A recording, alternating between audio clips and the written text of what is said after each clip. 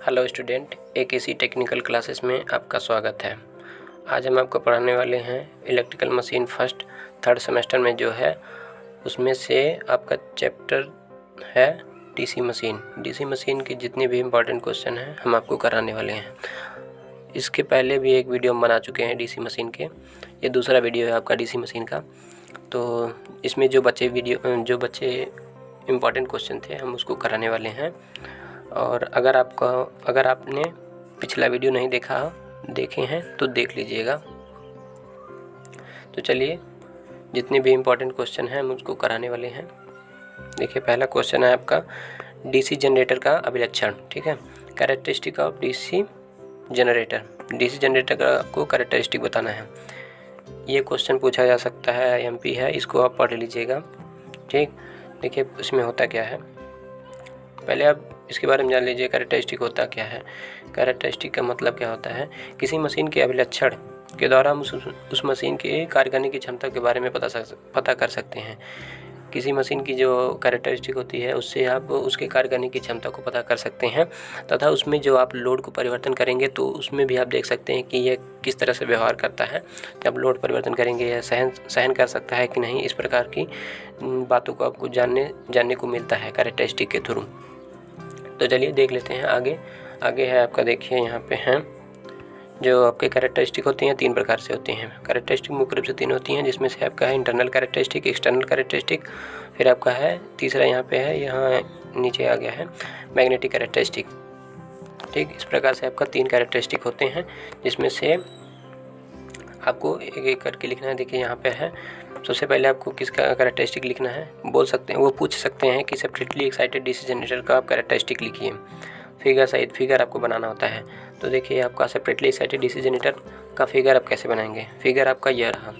Figure आपको कुछ इस तरह से बनाना होता है। सेपरेटली एक्साइटेड डीसी जनरेटर, देखिए यहाँ पे ये जो है ये सेपरेट है, अलग से आप इसको डीसी मशीन को एक्साइट कर रहे हैं सेपरेटली, इसीलिए इसका नाम रखा गया है सेपरेटली एक्साइटेड डीसी जनरेटर। फिर देखिए आपको फिगर इस तरह से बनाना है। आप यहाँ पे एक्साइट कर रहे हैं इसके थ्रू। ठीक, यहाँ पे आप एक्साइट कर रहे हैं, डीसी जनरेटर आपका एक्साइट हो रहे हैं। लेकिन आप जब उसको एक्साइट कर रहे हैं, फ्लक्स आप दे रहे हैं, आप उसको जब फ्लक्स इंड्यूस्ड करा रहे हैं, तो इस जो डीसी जनरेटर है इसमें आर्मेचर के थ्रू जो आपको मिल रहा है, EG जो आपको मिल रहा है, देखिए यहाँ पे वो आप एक समय तक एक लिमिट तक आप पा सकते हैं। उसके बाद ये सेचुरेट हो जाता है। ठीक है, सेचुरेशन पॉइंट पर पहुंच जाते हैं। देखिए पहले आप थोड़ा सा बढ़ाएंगे, यहाँ पे बढ़ेगा, थोड़ा सा बढ़ाते बढ़ाते आप जब जाएंगे अधिकतम आपको आ जाएंगे, तो यहाँ पे सेचुरेशन में आ जाते हैं, सेचुरेशन रीजन में। इसके बाद आप कितनी भी फ्लक्स को आप बढ़ाइए, ये इसमें कोई परिवर्तन नहीं होता है। ठीक, ये आपका फिगर हो गया। कुछ इस तरह से आपको फिगर बनाना होगा। अच्छी तरह से फिगर बनाएंगे तो आपको अच्छा खासा नंबर मिलेगा। ठीक है, ये डीसी मशीन का है। ठीक, फिर देखिए आपका यहाँ पे है इंटरनल कैरेक्टरिस्टिक। इंटरनल कैरेक्टरिस्टिक यहाँ पे ये देखिए, ये आपका है इंटरनल कैरेक्टरिस्टिक है। इंटरनल कैरेक्टरिस्टिक आपको इस तरह से बनाना होगा। देखिए हम आपको बता रहे हैं, आपको समझ लीजिएगा। देखिए सबसे पहला है कि देखिए आपका जो डीसी मशीन है, डीसी जनरेटर था, सेपरेटली एक्साइटेड डीसी जनरेटर का बना रहे थे आप, तो सेपरेटली एक्साइटेड डीसी जनरेटर में आपको जब EG जो प्राप्त हो रहा था, मान लीजिए आपको EG यहाँ पे ये प्राप्त हो रहा है। ठीक, यहाँ पे आपको EG प्राप्त हो रहा है। अब सेपरेटली एक्साइटेड डीसी जनरेटर जो होता है उसमें आर्मेचर रिएक्शन होती है। आर्मेचर रिएक्शन से जो आपको प्राप्त होंगी, आर्मेचर रिएक्शन से आपकी जो इंड्यूस्ड वोल्टेज होगा वो आपको घट के प्राप्त होगा। ठीक है, आपको बताया गया था आर्मेचर रिएक्शन जो होता है, जो इंड्यूस्ड आपको वोल्टेज प्राप्त होता है वो आपको घटा देते हैं। आर्मेचर रिएक्शन वो इनके थ्रू घट जाते हैं। तो घटने के बाद जो आपको वोल्टेज प्राप्त होगा यही आपका इंटरनल कैरेक्टरिस्टिक है। देखिए यहाँ पे नीचे प्राप्त हुआ है। ठीक, यहाँ पर है ये करंट है, आर्मेचर करंट है, ये आपका EG जो प्राप्त हो रहा था। फिर देखिए यहाँ पे है एक्सटर्नल कैरेक्टरिस्टिक। एक्सटर्नल कैरेक्टरिस्टिक कुछ इस तरह से बनता है। अभी देखिए यहाँ पे एक्सटर्नल कैरेक्टरिस्टिक के बारे में बता रहे हैं। एक्सटर्नल कैरेक्टरिस्टिक यहाँ पे देखिए, ऊपर आप इंटरनल कैरेक्टरिस्टिक बनाए हैं, सेम था आपका। फिर देखिए यहाँ पे आपको यहाँ ये बढ़ा हुआ मिल रहा है, ये क्या है? देखिए यहाँ पे ये आर्मेचर रिएक्शन था, और यहाँ पर ये देखिए यहाँ पे जो आपके आर्मेचर में रेजिस्टेंस लगा होता है, यहाँ पे हम आपको फिगर में बता रहे हैं। देखिए आर्मेचर में आपके जो रेजिस्टेंस लगे थे, यहाँ पे ये आर्मेचर है, यहाँ पे रेजिस्टेंस लगा होता है, ठीक है। यहाँ पे आपको रेजिस्टेंस लगे होते हैं, इसकी वजह से जो हानि होती है, ठीक, इसकी वजह से आरए जो होती हैं, आईए करंट आपका ऊपर की ओर जा ही रहा है, तो इसकी वजह से जो हानियाँ होती हैं वो आपका इंटरनल में होगा, लेकिन आपका एक्सटर्नल में वो आपको शो करेंगे। देखिए यहाँ पे आई आर ए घटने के बाद आपको यही मिल रहा है एक्सटर्नल कैरेक्टरिस्टिक, ठीक। तो आपको अच्छी तरह से फिगर तैयार कर लीजिएगा, 2-3 बार आप पे ट्राई करेंगे तो आपका अच्छी तरह से तैयार हो जाएगा। और ये क्वेश्चन पूछा जाता है तो आप अच्छे से तैयार करेंगे और फिगर आप अच्छी तरह से बनाएंगे तो आपको 5 में 5 नंबर मिल जाएगा। अच्छी तरह से लिखेंगे, साफ़ सुथरा, कहीं पे ज़्यादा कटकुट मत कीजिएगा। और यदि आप चैनल को सब्सक्राइब नहीं किए हो तो सब्सक्राइब कर लीजिए, ताकि हमारी जो आगे जो भी वीडियो आएंगी सबसे पहले आपके पास पहुंचेंगे। और अपने फ्रेंड में भी शेयर कर दीजिएगा ताकि उनका भी भला हो। देखिए यहाँ पे हैं डीसी सीरीज जनरेटर के। अब अगला क्वेश्चन पूछा जा सकता है कि डीसी सीरीज जनरेटर के बारे में। डीसी जो सीरीज जनरेटर होती हैं उसकी कैरेक्टरिस्टिक को आप बताइए। अभी तक हम किसके बारे में पढ़ चुके हैं? अभी तक हम पढ़े हैं DC separately excited DC generator के बारे में पढ़े हैं, ठीक है। अब हम पढ़ने वाले हैं डीसी सीरीज जनरेटर के बारे में। देखिए यहाँ पर ये आपके हैं डीसी सीरीज जनरेटर, यही है आपके डीसी सीरीज जनरेटर, ठीक। फिगर आपको इस तरह से बनाना है। यहाँ पे पहला आपका मैग्नेटिक कैरेक्टरिस्टिक, सबसे पहले आपका आता है मैग्नेटिक कैरेक्टरिस्टिक। मैग्नेटिक कैरेक्टरिस्टिक होता क्या है? देखिए यहाँ पे आपका कुछ इस तरह से बनेगा। जो डीसी सीरीज जनरेटर होती हैं वो पहले से ही थोड़ा सा एक्साइट होती हैं, ठीक। डीसी सीरीज जनरेटर होती हैं वो पहले से एक्साइट होती हैं, तो यहाँ से ये पॉइंट नहीं स्टार्ट होकर यहाँ से स्टार्ट होता है, ठीक है। देखिए यहाँ आप जब फ्लक्स देंगे, फ्लक्स देने के बाद ये सेचुरेशन में आ जाएंगे, ये आपका मैग्नेटिक हो गया। फिर देखिए मैग्नेटिक होने के बाद उसमें इंटरनल लॉसेस होती हैं। इंटरनल लॉसेस होने के बाद ये आपका आर्मेचर रिएक्शन प्राप्त हो जाता है, जो आप ऊपर पढ़े हैं। फिर वहाँ पे आपका होने के बाद सीरीज में जो आप यहाँ पर आपका डीसी सीरीज जनरेटर है, डीसी सीरीज जनरेटर के बाद यहाँ पर कुछ लॉसेस होती हैं, तथा आर्मेचर में जो रेजिस्टेंस होती हैं उनकी वजह से जो लॉसेस होती हैं उनको जोड़ने के बाद, ठीक, उनको आप जब जोड़ने के बाद वो भी एक लॉसेस होती हैं, ठीक, लॉसेस होती हैं। और लॉसेस आपका यहाँ पे घट के देखिए यहाँ पे आपको एक्सटर्नल प्राप्त हो जाता है। ये आपका डीसी सीरीज जनरेटर का फिगर है, ठीक है। इसको भी आप अच्छे से तैयार कीजिएगा। सिंपल है, ज़्यादा कठिन नहीं है, समझेंगे तो आपको आसानी से समझ में आ जाएगा। इसमें आपको ज़्यादा लिखना भी नहीं होता है, फिगर बनाएंगे अच्छा खासा नंबर मिलेगा, ज़्यादा मेहनत भी नहीं है। देखिए यहाँ पे है, यहाँ पे ये आप समझ नहीं पाए होंगे कि हम यहाँ से क्यों शुरू किए हैं मैग्नेटिक वाला, क्योंकि उसमें जो डीसी सीरीज जनरेटर है उसमें थोड़ा सा पहले से ही अवशेष चुंबकत्व रहता है, इसीलिए वो नीचे यहाँ से 0 से नहीं स्टार्ट होके कुछ ऊपर से स्टार्ट होते हैं, ठीक है। अब आप समझ गए होंगे अच्छी तरह से। फिर देखिए आपका है शंट जनरेटर के बारे में। देखिए नेक्स्ट कैरेक्टरिस्टिक आपसे पूछा जा सकता है, शंट जनरेटर का कैरेक्टरिस्टिक आपको बनाना है। देखिए शंट जनरेटर का आपको पहले फिगर पता होना चाहिए। फिगर कुछ इस तरह से होता है शंट जनरेटर का, ठीक। यहाँ पे देखिए ये शंट है, ये आपके आर्मेचर होगा और यहाँ पे आपको जो प्राप्त होगा वी वोल्टेज, ठीक। यहाँ से आपका आउटपुट है, ठीक, लोड साइड। फिर देखिए फिगर बना लिए, यहाँ से है आपका मैग्नेटिक कैरेक्टरिस्टिक। यहाँ पे देखिए मैग्नेटिक कैरेक्टरिस्टिक और इंटरनल है, एक्सटर्नल है, ये तीनों आपके कैरेक्टरिस्टिक होती हैं। किसी भी डीसी मशीन का यदि आपको कैरेक्टरिस्टिक बोल रहे हैं तो आपको तीनों लिखना होता है, मैग्नेटिक कैरेक्टरिस्टिक, इंटरनल कैरेक्टरिस्टिक और एक्सटर्नल। तो आपको तीनों का फिगर अच्छी तरह से बनाना होता है। तो देखिए यहाँ पे है डीसी शंट जनरेटर का मैग्नेटिक कैरेक्टरिस्टिक इस तरह से बनता है, ठीक।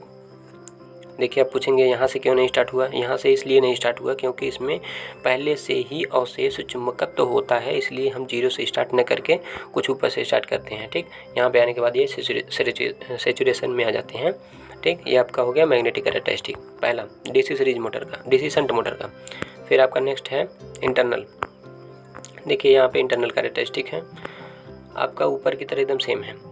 देखिए यहाँ पे है यहाँ पे आपका वोल्टेज प्राप्त हुआ था, सेचुरेशन में आ गया था वोल्टेज।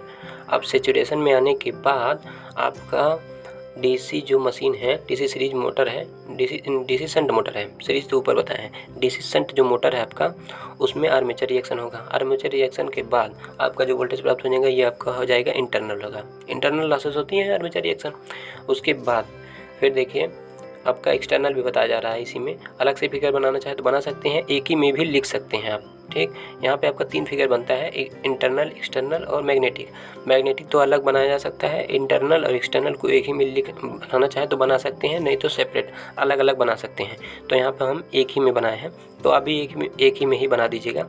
देखिए इंटरनल है, जो इसमें इंटरनल रेजिस्टेंस है आर्मेचर में जो आर्मेचर रेजिस्टेंस है उसकी वजह से जो हानि होंगी उसको यहाँ पे घटाने के बाद ये आपका एक्सटर्नल मिल जाता है। तो इस प्रकार से आपका ये कंप्लीट होता है। डीसी शंट मोटर का आपको कैरेक्टरिस्टिक कंप्लीट होता है। अब अगला आपका है कंपाउंड डीसी जनरेटर। अगला आपका है कंपाउंड डीसी जनरेटर का कैरेक्टरिस्टिक पूछा जा सकता है, तो उसको भी आप तैयार कर लीजिए। बहुत सिंपल है, आपको ज़्यादा कठिन नहीं लगेगा, तैयार करेंगे आसानी से तैयार हो जाएगा। देखिए डीसी कंपाउंड जनरेटर है, ठीक। डीसी कंपाउंड जनरेटर के बारे में है। डीसी कंपाउंड जनरेटर को आपका देखिए मैग्नेटिक कैरेक्टरिस्टिक कुछ इस तरह से होता है, क्योंकि इसमें से पहले से ही अवशेष चुंबकत होती हैं, इसलिए यहाँ से हम आपको पहले से ही बताए हैं। यहाँ पे आपका सैचुरेशन में आ जाता है। फिर आपका देखिए यहाँ पे एक इंटरनल कैरेक्टरिस्टिक है, ठीक। Internal characteristic, external characteristic.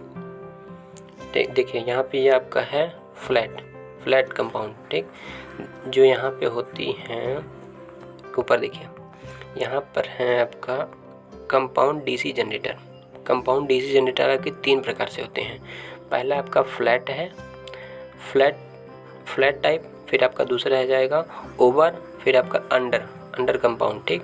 इस प्रकार से आपके 3 होते हैं। तो तीनों का आप देखिए यहाँ पे मैग्नेटिक कैरेक्टरिस्टिक इस तरह से हो जाएगा। फिर इंटरनल कैरेक्टरिस्टिक में आपका 3 होते हैं। इंटरनल कैरेक्टरिस्टिक में आपके 3 होते हैं। देखिए यहाँ पे हैं, पहले जब आपका यहाँ पर ई प्राप्त हुआ है, जब ई नॉट था सेचुरेशन में, ये आपका फ्लैट कंपाउंड हो गया। IARA यहाँ पे। फिर देखिए यहाँ पे जब आपका ओवर कंपाउंड प्राप्त होगा तो यहाँ पे IA, RSC और IA यहाँ पर आपके जुड़ जाएंगे। फिर आपका जब अंडर में आएगा तो यही चीज़ें आपसे फ्लैट में घट जाएंगी। घटने के बाद जो मिलेगा ये आपका अंडर कंपाउंड हो जाएगा, ठीक है। यहाँ पे आपका अंडर हो जाएगा। यही आपके घटते हैं IA, देखिए हाँ, यही आपके जब आपका ओवर कंपाउंड होगा तो IA और RSC और RA ये आपके जुड़ जाएंगे तो आपको ओवर हो जाएगा। फ्लैट में जुड़ेंगे तो ये ओवर हो जाएगा। अगर फ्लैट में यही चीज़ें घट रही हैं तो ये आपके अंडर हो जाएंगे, ठीक है। तो आपको ये पता चल गया। फिर देखिए यहाँ पर है आपका, ये भी मोस्ट इम्पॉर्टेंट क्वेश्चन है, इसको आप पढ़ लीजिएगा, ठीक। बहुत बार पूछा गया है, प्रीवियस ईयर में पूछा गया है क्वेश्चन कि क्रांतिक प्रतिरोध, ठीक। क्रांतिक प्रतिरोध क्या होता है? क्रांतिक प्रतिरोध के बारे में आपको पूछा जा सकता है। क्रांतिक प्रतिरोध देखिए IMP क्वेश्चन है, क्रांतिक प्रतिरोध क्या होता है। अब क्रांतिक प्रतिरोध क्या होता है इसके बारे में जान लेते हैं। देखिए डीसी सीरीज जनरेटर में होता है, ये जान लीजिए। जो क्रांतिक प्रतिरोध है ये डीसी सीरीज जनरेटर में ही होता है, ठीक। मोटर में नहीं, जनरेटर में। ये डीसी सीरीज जनरेटर में ही होता है केवल। ये आपका कॉम्पिटिटिव एग्जाम में पूछा जा सकता है, तो इसको पढ़ लीजिएगा। यह केवल डीसी सीरीज जनरेटर में ही होता है। अब देखिए आगे, डीसी सीरीज जनरेटर का आपका फिगर कुछ इस तरह से होता है। डीसी सीरीज जनरेटर का फिगर कुछ इस तरह से होता है, आपको पता ही है। फिर देखिए यहाँ पर ये आपका है डीसी सीरीज जनरेटर के बारे में पहले थ्योरी पढ़ते हैं, फिर आपको ग्राफ के थ्रू बताते हैं क्या होता है। देखिए यहाँ पर हैं डीसी सीरीज जनरेटर के प्रतिरोध को बढ़ाया जाता है। डीसी सीरीज जनरेटर के प्रतिरोध को बढ़ाया जाए तो डीसी सीरीज जनरेटर होती हैं, उनके प्रतिरोध को यदि आप बढ़ाते जा रहे हैं, वोल्टेज ड्रॉप बढ़ने लगता है। लेकिन रेजिस्टेंस ज़्यादा बढ़ाया जाए तो लेकिन जब रेजिस्टेंस को बढ़ाया जाए तो एक समय बाद धारा मान 0 हो जाता है, ठीक है। रेजिस्टेंस का जब मान आप अधिकतर बढ़ाते जाएंगे तो एक समय ऐसा आएगा कि करंट का मान शून्य हो जाता है। तो उसी के बारे में बता रहे हैं कि आप रेजिस्टेंस को बढ़ा रहे हैं तो करंट एक समय शून्य हो जाता है।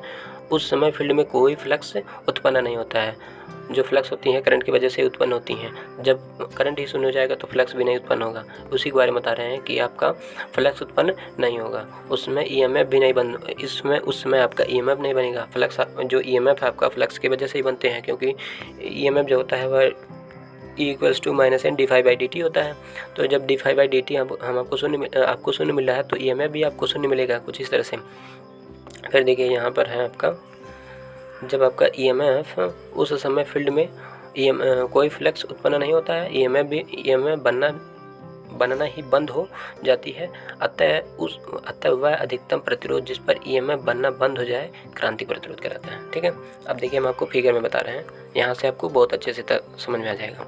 यहाँ पे जो आपका ये लगाए हैं सीरीज में रेजिस्टेंस, ठीक, इसको जब आप बढ़ाते जाएंगे तो यहाँ पे जो लोड साइड में जो आपको करंट मिलेगा वह एक समय ऐसा आएगा कि आपको करंट मिलना बंद हो जाएगा। तो यहाँ से जो करंट जा रही थी, करंट आपका शून्य हो जाएंगे। शून्य होने से जो ईएमएफ जब प्राप्त हो रहा था वो आपको नहीं मिलेगा। तो बोल रहे हैं कि इस जो रेजिस्टेंस का वह अधिकतम मान जहाँ पर ईएमएफ बनना बंद हो जाए वही आपका क्रांतिक प्रतिरोध होता है। तो आपको यहाँ पे जो रेजिस्टेंस आप बढ़ा रहे हैं उस रेजिस्टेंस का अधिकतम मान जहाँ पर आपका ईएमएफ बनना बंद हो जाए वही आपका क्रांतिक प्रतिरोध है। अब आपको फिगर में समझ में आया होगा, हम आपको ग्राफ से बता रहे हैं। देखिए ग्राफ में, हम आपको ग्राफ में बता रहे हैं। ग्राफ में देखिए यहाँ पर है, जब आप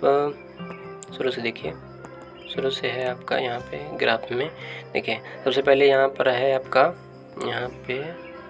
आपका मैग्नेटिक कैरेक्टरिस्टिक, फिर यहाँ पर आपका प्राप्त हुआ है इंटरनल है, फिर आपका एक्सटर्नल है। जब आपका मैग्नेटिक कैरेक्टरिस्टिक आपको जो प्राप्त हुआ है उसके बाद यहाँ पर आप ये सैचुरेशन में है। जब आपने यहाँ पर डीसी कंपाउंड में जब आपको बताए थे ओवर और अंडर, जब आपने IA और RSC का जब मान आपने घटाया था, घटाने फ्लैट वाले कंडीशन में, यानी कि मैग्नेटिक वाले कंडीशन में जब आपने फ्लैट यही था, तो आपने यहाँ पे मैग्नेटिक में जब आप RA और RSC को जब घटाएंगे तो आपका क्या प्राप्त होगा, आपका अंडर प्राप्त होगा। यदि आप RA और RSC के मान को बढ़ाते जा रहे हैं तो IA जो करंट है आपका आर्मेचर करंट, उसका मान घटता जाएगा। देखिए पहले आपका यहाँ पे प्राप्त हो रहा था, जब आप घटाते जाएंगे तो आपका यहाँ पे प्राप्त होगा। ठीक, बढ़ता हुआ जाएगा करंट, IA का मान बढ़ता जाएगा। रेजिस्टेंस और करंट के बीच में संबंध कुछ इस तरह से होता है। जब आप करंट के मान, ठीक, यहाँ पे देखिए करंट और रेजिस्टेंस के बीच में कुछ इस तरह से होता है। यदि आप रेजिस्टेंस के मान को घटाएंगे तो करंट का मान आपका बढ़ेगा। ठीक, यदि आप रेजिस्टेंस के मान को बढ़ाएंगे तो करंट का मान ऑटोमेटिकली घटता जाएगा। तो ठीक है, तो यहाँ पर देखिए हम कर क्या रहे हैं, हम कर ये रहे हैं कि जब हम IA RA और RSC का मान को जब हम घटाए हैं तो हमको यहाँ पे फ्लैट वाले से अंडर में मिला है। यदि हम RA और RSC का मान को बढ़ाते जा रहे हैं, देखिए सबसे पहले यहाँ पे मिला था, फिर हमको यहाँ पे मिला। अब इसके बाद हमने कुछ और ज़्यादा बढ़ाया RA और RSC के मान को, जब यहाँ पे बढ़ाएं तो देखिए हमको जो EMF प्राप्त हो रहा था वो घटता हुआ जा रहा है। पहले यहाँ पे था, अब देखिए यहाँ पे घटते हुए जा रहा है। घटते जब यहाँ पे करंट हमारा पहले यहाँ पे अधिकतम था, अब देखिए करंट हमको यहाँ पे प्राप्त हो गया, तो इंड्यूस्ड जो वोल्टेज होगा वो भी घट के हमको मिलेगा। तो इसीलिए यही आपका हो गया, ग्राफ के थ्रू में आपको बता दिए। ठीक, अच्छी तरह से समझ लीजिएगा। ठीक, यहाँ पे फिर देखिए अगला क्वेश्चन पूछा जा सकता है।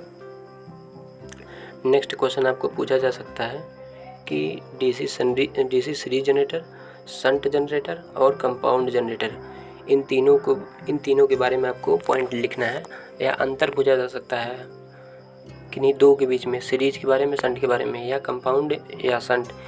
ये आपको तीनों अच्छी तरह से पढ़ लेना है, क्या होते हैं, किस में यूज होता है, क्या क्या है इसमें। ठीक है, तो इसमें हम आपको पहले बता दे रहे हैं। देखिए डीसी सीरीज जो जनरेटर होती हैं वो बूस्टर में यूज होती हैं। ठीक, डीसी लोकोमोटिव में होती हैं और एग्जीक्यूशन में होती हैं। फिर देखिए यहाँ पे लाइटिंग में यूज होती हैं। ठीक, और बैटरी चार्जिंग में भी यूज़ होता है डीसी शंट जनरेटर का, ठीक, डीसी शंट जनरेटर का। कंपाउंड का कहाँ पे होता है? लाइटिंग व्यवस्था में, फॉर ड्राइविंग मोटर में। और फिर देखिए यहाँ पे तीसरा एग्जीक्यूशन में बताई है। और अल्टरनेटर के फील्ड में फ्लक्स उत्पन्न करने के लिए, अल्टरनेटर के फील्ड में फ्लक्स उत्पन्न में। फिर यहाँ पे तीसरा आपका है डीसी लोड डिस्टेंस। आगे नीचे देखिए, नीचे है आपका लोड डिस्टेंस होटल में, ठीक, लोड डिस्टेंस में डिफरेंशियल में, और आर्क वेल्डिंग में कंपाउंड डीसी जनरेटर का यूज होता है, ठीक है। कुछ इस तरह से आपको पढ़ना है अच्छी तरह से। फिर देखिए तीसरा यहाँ पे है अल्टरनेटर के फील्ड में फ्लक्स उत्पन्न करने के लिए बताए हैं। फिर तीसरा यहाँ पे है सीरीज लाइटिंग में, ठीक, सीरीज लाइटिंग में ये आपका कंप्लीट होता है। फिर देखिए आपको ये 3-3, 4-4 पॉइंट आपको याद रखना है। अंतर पूछा जा सकता है तो 3-3, 4-4 पॉइंट आप लिखेंगे, आपको अच्छा खासा मार्क मिलेगा। फिर देखिए यहाँ पे है आपका अगला क्वेश्चन है स्टार्टर के बारे में। देखिए स्टार्टर क्या होता है इसके बारे में पूछा जा सकता है, बहुत इंपॉर्टेंट है बाबू, इसको आप पढ़ लीजिएगा अच्छी तरह से। स्टार्टर क्या होता है उसके बारे में जान लेते हैं, ठीक, बहुत इंपॉर्टेंट है बाबू, इसको पढ़िएगा अच्छी तरह से। देखिए यहाँ पे है सबसे पहला कि स्टार्टर के बारे में जान लेते हैं। स्टार्टर होता क्या है, ठीक, स्टार्टर को हम क्यों यूज करते हैं, स्टार्टर है क्या? किसी डीसी मशीन में प्रारंभिक अवस्था में ईएमएफ उत्पन्न होता है जिसके द्वारा अल्टरनेटर करंट, जिससे आर्मेचर करंट बहुत अधिक फ्लो होती है। क्या बोल रहे हैं फिर से सुनिए, 22.5, ठीक। यहाँ पे है, देखिए यहाँ पे है किसी डीसी मशीन के प्रारंभिक अवस्था में ईएमएफ शून्य होता है। किसी डीसी मशीन के प्रारंभिक अवस्था में ईएमएफ शून्य होता है जिससे आर्मेचर करंट बहुत अधिक फ्लो होती है। आर्मेचर करंट बहुत अधिक फ्लो होती है। स्टार्टिंग कंडीशन में लोड के चलाने के लिए अधिक टार्क की आवश्यकता होती है, ठीक है। स्टार्टिंग कंडीशन में जब आप मोटर से किसी भी चीज़ को चलाएंगे तो अधिक टार्क की आवश्यकता होती है चलाने के लिए, अधिक टार्क की आवश्यकता होती है जिससे अधिक करंट की रिक्वायरमेंट होती है, ठीक है, जिससे आर्मेचर करंट बहुत अधिक फ्लो होती है। स्टार्टिंग कंडीशन में लोड को चलाने के लिए अधिक टार्क की आवश्यकता पड़ती है। आर्मेचर से 5 से 7 गुना अधिक करंट लेता है, ठीक, जिसके लिए आर्मेचर 5 से 7 गुना अधिक धारा लेता है। आर्मेचर जो होता है वह 5 से 7 गुना अधिक धारा लेता है, जिसका निम्न प्रभाव पड़ता है। जिसका प्रभाव क्या क्या पड़ता है, देखिए प्रभाव कुछ इस तरह से पड़ता है। पहला आपका है कि आर्मेचर की वाइंडिंग जल सकती है। जब आप हाई करंट फ्लो करवाएंगे आपका वाइंडिंग पतला वायर रहेगा। आप एक जो फिक्स वायर होता है उसी से आप जब करेंगे, आपने रेजिस्टेंस जो आपका वायर है वो आपका फिक्स है। अब आपने जैसा आपने वायर लिया है उस वायर से आप 5 से 7 गुना आप करंट उसमें नहीं फ्लो करवाने हैं, लेकिन आपने वायर कुछ इस तरह से लिया है। जब आप उस वायर से 5 से 7 गुना करंट फ्लो करवाएंगे तो आपका वायर जल सकता है, ठीक है। तो इसमें लिखा क्या है, आर्मेचर की वाइंडिंग जल सकती है। हाँ, ये बात सही है। फिर दूसरा है आपका आर्मेचर अचानक अधिक स्पीड से चलने के कारण कपलिंग टूटा जा सकता है। जो कपलिंग होती है वो टूट सकता है। जो आपके नॉर्थ साउथ पोल होते हैं वो आपस में बंधे होते हैं। जब आप अधिक टार से चलाएंगे तो कपलिंग टूट सकता है, ठीक, उसके बारे में बताया गया है। फिर देखिए यहाँ पे है कि अधिक धारा होने के कारण स्पार्किंग बढ़ सकती है। धारा अधिक होगा तो स्पार्किंग बढ़ सकती है। इन सभी कमियों को दूर करने के लिए स्टार्टर का प्रयोग लगाते हैं, ठीक है। अब आप जान गए होंगे स्टार्टर होता क्या है। स्टार्टर इन सभी कमियों को दूर करने के लिए हम लगाते हैं। स्टार्टर का मतलब देखिए, स्टार्टर जो है आपका, स्टार्टर एक स्विचिंग रजिस्टर होता है, ठीक। स्टार्टर एक स्विचिंग रजिस्टर होता है। स्विचिंग रजिस्टर क्या होता है, देखिए जो आर्मेचर के साथ सीरीज में जुड़ा होता है। आर्मेचर के साथ सीरीज में जुड़ते हैं स्टार्टर, ठीक। आर्मेचर के साथ सीरीज में जुड़ा होता है जिससे मोटर की प्रारंभिक धारा कम हो और वह धीरे धीरे घूमना स्टार्ट करता है, ठीक है। आपको समझ में आ गया होगा। जो स्टार्टर होता है वह आर्मेचर के साथ सीरीज में जुड़ते हैं और वो ये आपके स्विचिंग रजिस्टर होते हैं, क्योंकि हमको प्रारंभिक कंडीशन में 5 से 7 गुना करंट चाहिए। तो 5 से 7 गुना जब करंट हमको प्राप्त होता है तो यदि हम आर्मेचर रेजिस्टेंस रहेगा तो वो जल सकता है। तो इसीलिए आर्मेचर के साथ हम सीरीज में रेजिस्टेंस को जोड़ देते हैं जिससे हमारा करंट जिससे हमारा जो 5 से 7 गुना करंट है वो हमारे सारे रेजिस्टेंस में डिस्ट्रीब्यूट हो जाए और हमारे वाइंडिंग ना जले। इसीलिए स्टार्टर को प्रयोग किया जाता है। स्टार्टर के बारे में आप अच्छी तरह से जान गए होंगे और आप इसको अच्छी तरह से पढ़िएगा। यदि आपको और भी कहीं दिक्कत हो रहा है, कोई चीज़ ना समझ में आ रहा है तो आप कमेंट कीजिएगा, हम उस पर भी वीडियो बना देंगे। ठीक है, आपको ये स्टार्टर पढ़ लेना होगा, अच्छी तरह से पढ़िएगा। 5 नंबर में क्वेश्चन पूछते हैं, ये स्टार्टर के बारे में लिखिए, तो आप अच्छी तरह से पढ़िएगा। ठीक है।